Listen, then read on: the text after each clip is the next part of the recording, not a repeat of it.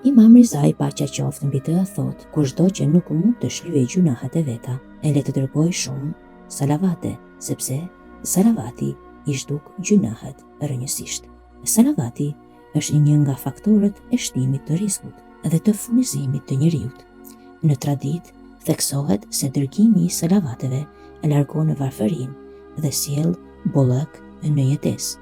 Profeti Muhammed, paqja e bekimet e Allahut qofshin mbi të dhe mbi familjen e tij, thot: dërgimi i salavatit për mua dhe familjen time largon hipokrizinë dhe shton riskun. Po ashtu, një ndikim të rëndësishëm që salavati ka në jetën tonë të përditshme është rëndimi peshorës së veprave në ditën e gjykimit, gjë e cila është dita më e rëndësishme e jetës së njeriut, pra dita e gjykimit.